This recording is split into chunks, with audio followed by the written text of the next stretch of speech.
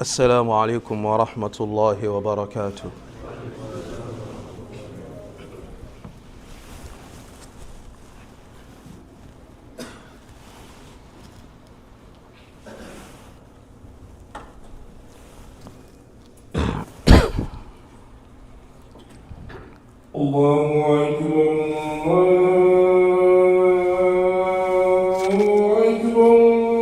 الله أكبر الله أكبر.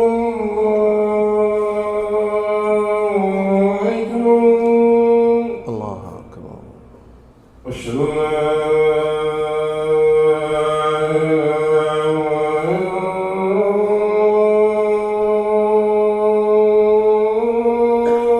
أشهد أن لا إله إلا الله. أشهد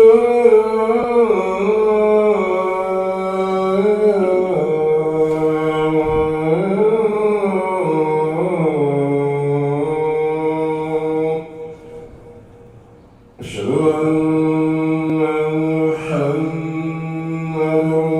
رسول الله.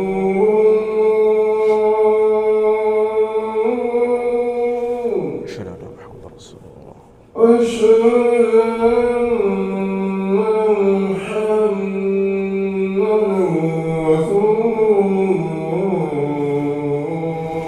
أشهد أن محمدا رسول الله. حي على الصلاة.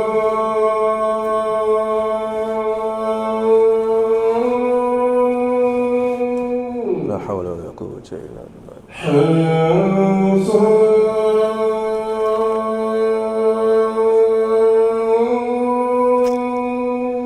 لا حول ولا قوة إلا بالله. حي على الصلاة.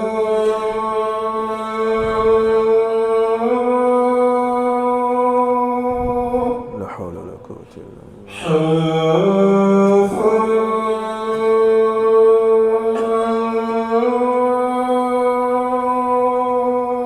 لا حول ولا قوة إلا بالله. الله أكبر. الله أكبر. لا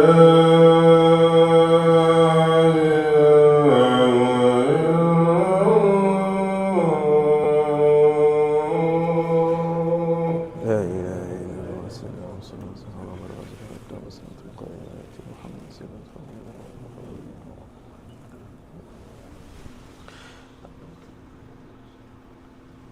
أعوذ بالله من الشيطان الرجيم. بسم الله الرحمن الرحيم. الحمد لله الذي من علينا بشهر رمضان المبارك وأمرنا فيه بالصيام والصلاة والصدقات لوجهه تعالى، وأشهد أن لا إله إلا الله وحده لا شريك له قيوم السماوات والأراضين، بعث نبيه محمد صلى الله عليه وآله وسلم رحمة للعالمين، وأشهد أن محمدا صلى الله عليه وآله وسلم عبد الله ورسوله. أما بعد، إخواني في الله وأخواتي في الإسلام، من كان يعبد رمضان فإن رمضان قد مضى وفات، ومن كان يعبد الله فإن الله حي لا يموت. Brothers and sisters in Islam, we thank the Almighty Allah for an opportunity to be here. We thank Him for His mercies that He's bestowed upon us. We bear witness that there is no deity worthy of worship except the Almighty Allah alone. And we bear witness that the Prophet Muhammad sallallahu alaihi wasallam is His servant and His messenger. Whosoever the Almighty Allah guides is really guided, and anybody who goes astray has nobody to blame but themselves. Today is a Friday, the third day of Shawwal, 1445 years after the hijrah of the Prophet Muhammad sallallahu alaihi wasallam, which I believe corresponds with the 12th day of April 2024. When you close your eyes for a moment, it seems we just started Ramadan yesterday. But in reality, Ramadan is gone and we are in the third day of Shawwal. The lesson we can pick from this is that everything in this dunya is temporary. You are here this moment, the next moment you're gone. And Ramadan was that opportunity the Almighty Allah gave us to get closer to Him. Ramadan was that school where we enrolled to learn some skills. We learned humility, we learned patience, we learned love. Ramadan was the school that we engage in so that we upgrade ourselves. Ramadan was that marketplace where we had investments with Almighty Allah. Ramadan is this opportunity that the Almighty Allah has given us. But then the Ramadan is gone. Did we pass through Ramadan or did the Ramadan pass through us? It's a question we need to ask ourselves. Was Ramadan a worthwhile experience for us that led to the upgrade and the upliftment of our Iman? Or Ramadan was just the time that we'd stop eating during the day and then we only ate once a day or twice a day depending on iftar or sahur? The Almighty Allah didn't give us Ramadan as a weight loss program. The Almighty Allah gave us Ramadan as a bridge to get us closer to Him. That is why He said, Ya ayyuhal ladhina amanu kutiba alaykum as-siyamu kama kutiba ala alladhina min qablikum. And then He said, la'allakum tattaqun. The end product of Ramadan is to make us God conscious. The end product of Ramadan is for us to put a barrier between us and then the wrath of the Almighty Allah. Ramadan is over and each and every one of us has to ask himself this question: what improvement has happened in my life after this month of Ramadan? Because you know, when you send your kids to school, when they graduate, you expect to see different changes in them. You expect to see improvement in them. You expect them to be better people because you put them through an education, and that education must have a positive change in their lives. So Ramadan is that school, is that madrasa that the Almighty Allah gave us. Now that we've graduated, we've all received our certificates. Let's go into the job market and see how well we were in the month of Ramadan. The kind of education a person gets in school really determines how efficiently that person is going to work in the workplace.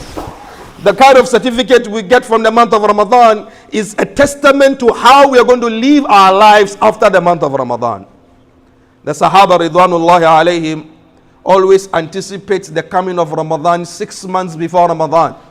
And they always pray to the Almighty Allah, Ya Allah, accept it from us 5 months after Ramadan. So their life revolves around Ramadan because it's a gift from the Almighty Allah. There is a narration attributed to Umar ibn Khattab that he dreamt and then he saw two brothers. They both accepted Islam at the same time. But one of them died through jihad fi sabilillah, and the other brother died in his bed, not through jihad fi sabilillah, but later. And Umar ibn Khattab sees the brother who died on his bed, not through jihad fi sabilillah, in a greater Jannah than the brother who died through jihad fi sabilillah. And Umar was astonished. You know, jihad is dhirwat salamiddin. That's the peak. So how come someone who died later and not through jihad fi sabilillah gets a bigger Jannah? And he asked the Prophet Muhammad sallallahu alaihi wasallam. And the Prophet Muhammad sallallahu alaihi wasallam tells him, Ya Umar, it is possible that the brother who died later had one more Ramadan than the brother who died through jihad fi sabilillah. And that caused him to be elevated in a higher place in Jannah than his brother. Ramadan is a way for us to get closer to the Almighty Allah and get uplifted in Jannah. Now the question is, what lessons did we pick in the month of Ramadan? And how well are we going to hold these lessons up to the coming year? Because you never know. This might be the last Ramadan we ever had. You never know. Next Ramadan I wouldn't be here. It's possible because the Almighty Allah never put pen and paper on with you that you're going to live for another year. No, He decides that. Now the question is, whatever lessons that we got from the month of Ramadan, we need to put them into practice. Because Ramadan exposed us to our real selves. Ramadan exposed us to our real selves. When I say Ramadan exposed us to our real selves, Ramadan showed us that we are resilient people. Ramadan showed us that we are people, when we put our minds to something, we can do it. We fasted for 29 and 30 days. Straightforward. It means that the fastings of Mondays and Thursdays every week, we can do them. It means that the fasting of 13th and 14th and 15th of every Islamic month, we can do it. Ramadan exposed us to our real selves that we could stand behind the Imam and do 11 rakats at least a day behind the Imam. It means that outside the month of Ramadan, when we put our hearts and our minds to it, we can give extra nafilah in the day. Ramadan exposed us to ourselves that we are people who are caring and sharing. I come to the masjid with a banana or 2 bananas or some dead fruits, but I'm willing to share. I don't want to eat it all alone. Ramadan exposed us to how generous we are. Ramadan exposed us to our true selves, and this should translate throughout the rest of the year. The Almighty Allah is the Lord in the month of Ramadan. It's also the Lord outside the month of Ramadan. Of course, some of our brothers who hitherto were not coming to the masjid regularly started coming to the masjid in the month of Ramadan. Ours is not to talk back at them or backbite them. Ours is to help them to get closer and closer and closer to the Almighty Allah. But then again, a word of caution to our brothers who only have the energy and the motivation to worship Allah sincerely in the month of Ramadan. The message is this. On average, every year we are supposed to pray 1800 salah of the fara'id, the 5 daily prayers. If you take a year to be 360 days according to the lunar calendar, it's going to have 1800 salah in a year. And a salah of only 1 month is only 150. So if you're supposed to pray 1800 salah in a year, and then you're praying only 150 in a year, it means you have a lot of bills to pay with the Almighty Allah. That is not going to get you to Jannah. We need to be very honest and blunt. You're supposed to pray 1800 salah in a year, and you prayed only 150. That is not going to get you to Jannah. Jannah does not belong to me, but I can tell you categorically that is not a pathway towards Jannah. We don't worship Allah part-time. You clock in with the Almighty Allah at 12 a.m., you clock out at 12 a.m. That's how you work with the Almighty Allah.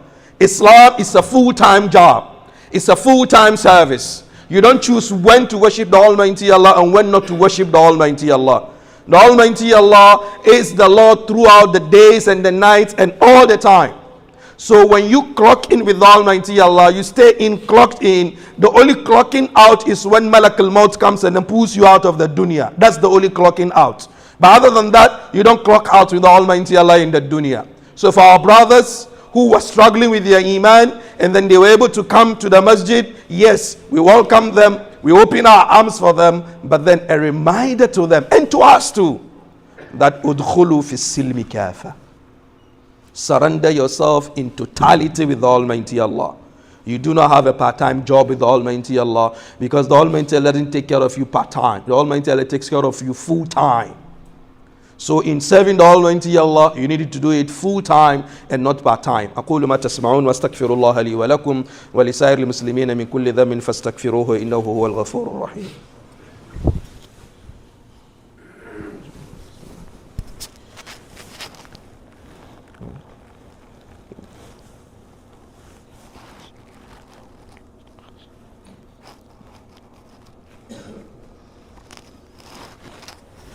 أعوذ بالله من الشيطان الرجيم. بسم الله الرحمن الرحيم.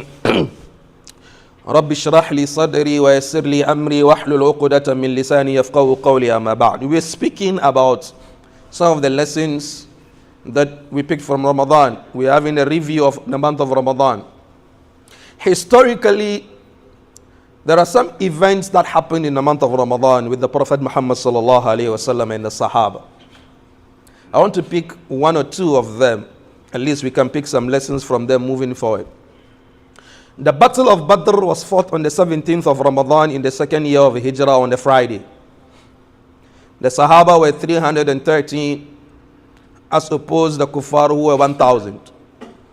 The Sahaba didn't go to the Badr to fight a battle. They just went there to intercept a caravan. So they were not prepared for a full-blown out war. They were not in armor. Some of them said they had only 3 horses and a few camels that they rode on. Not many of them had armors. They just went there to intercept what? A caravan. And these 313 men sacrificed their lives in the month of Ramadan 14 centuries ago on a Friday like this day, so that you and I can have Islam on a silver platter. These people bled. These people died. Arms were amputated. Fathers lost their sons. Women lost their husbands and their sons. But then they stood resolute, and they knew very well that if they ran away from the battlefield that day, Islam is doomed. They could see the enemy, 1,000 full armor, and they could see themselves. They look at themselves and they see each other. They are like, no, this is not the group that is going to win a war. But they said, no, we're going to stand on our feet. We're never going to run away from the battlefield. We're going to make sure the Prophet Muhammad sallallahu alaihi wasallam is protected. We want to make sure that this deen survives for eternity. That sacrifice that they made has given us Islam today. If you go across the world, the corners of the world, everywhere you go, you find a masjid, no matter how small it is. Anywhere you go, if you're traveling in the airport, wherever you find yourself, you will see a Muslim. It is because of that resilience that they showed those years back that today you and I have Islam.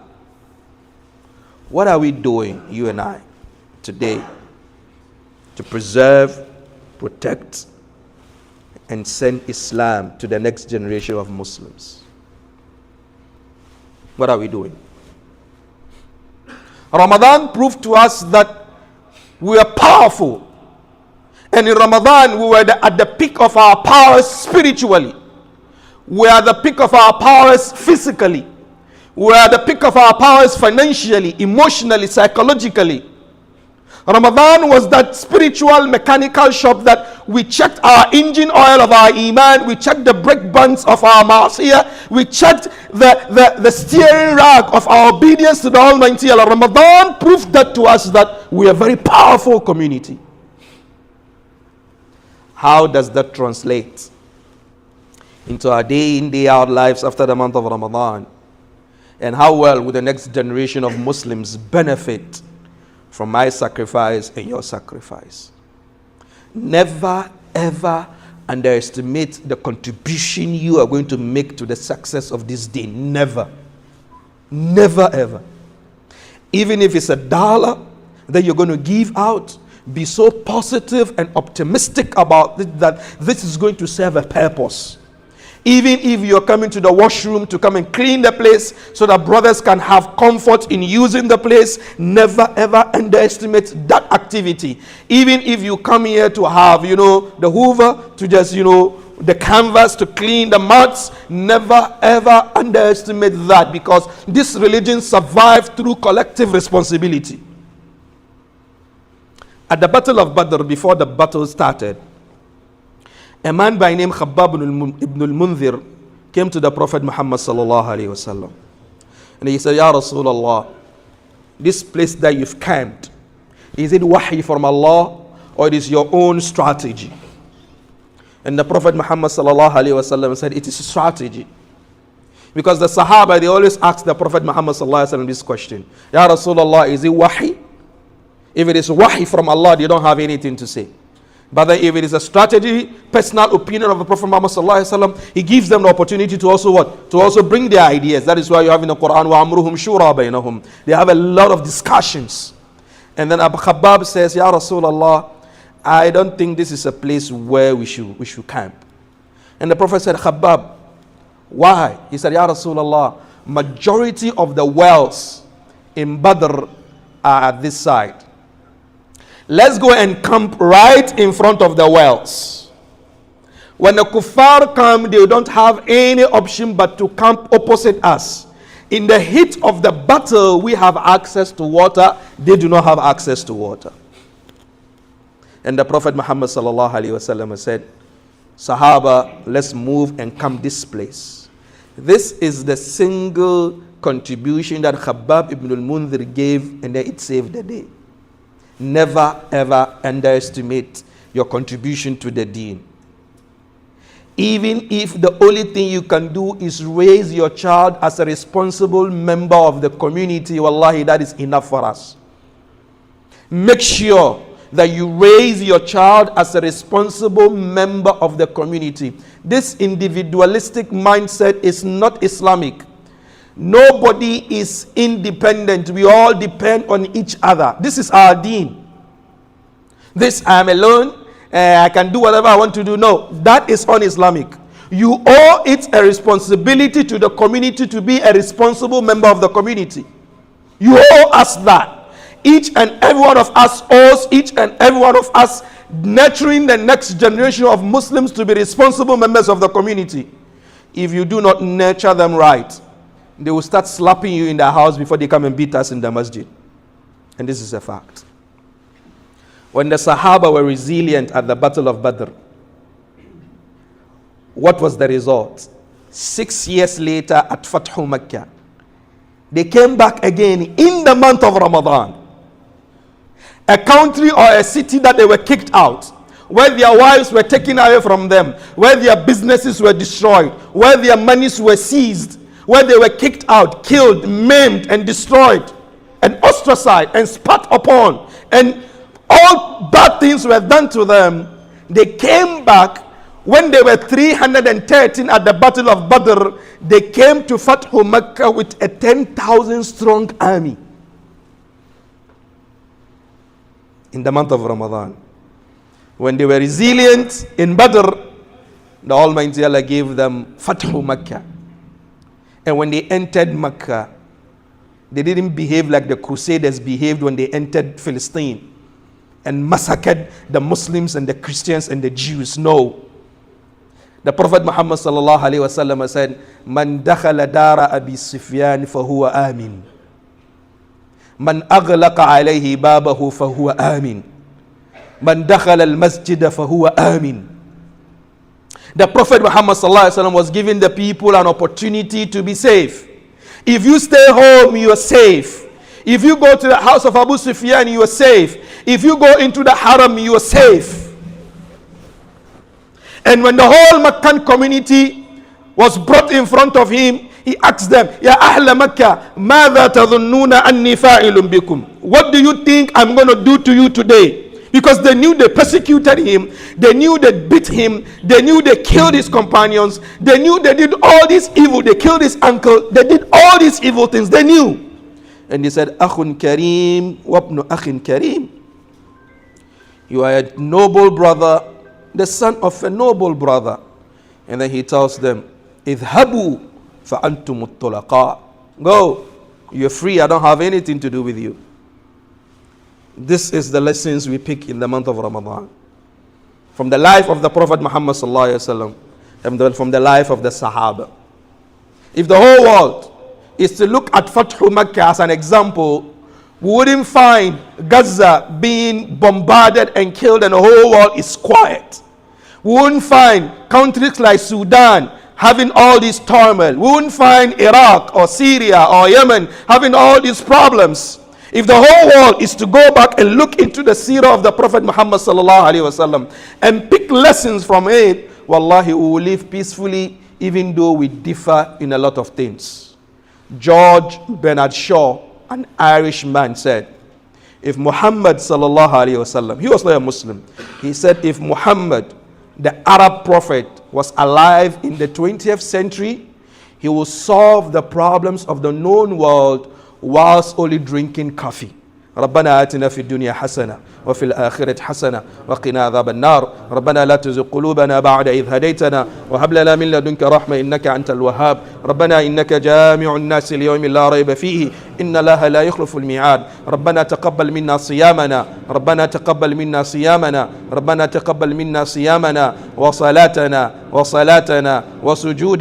وسجودنا وركوعنا وصدقاتنا برحمتك يا عزيز يا غفار يا رب العالمين. اللهم إنا نسألك موجبات رحمتك وعزائم مغفرتك والسلامة من كل إثم والفوز بالجنة والنجاة من النار والفوز بالجنة والنجاة من النار والفوز بالجنة والنجاة من النار والفوز بالجنة والنجاة من النار. اللهم آمنا في أوطاننا وفي سائر بلاد المسلمين. اللهم آمنا في أوطاننا وفي سائر بلاد المسلمين. اللهم آمنا في أوطاننا وفي سائر بلاد المسلمين برحمتك يا عزيز يا غفار يا رب العالمين. اللهم إنا أبيدك بنو أبيدك بنو إمائك نواصينا بيدك ماض فينا حكمك. نسألك بكل اسم هو لك سميت به نفسك أو أنزلته في كتابك أو علمته أحدا من خلقك أو استأثرت به في العلم الغيب عندك أن تجعل القرآن العظيم ربيع قلوبنا ونور صدورنا وجلاء أحزاننا وذهاب همومنا وغمومنا برحمتك يا عزيز يا غفار يا رب العالمين. قوموا إلى صلاتكم يرحمكم الله.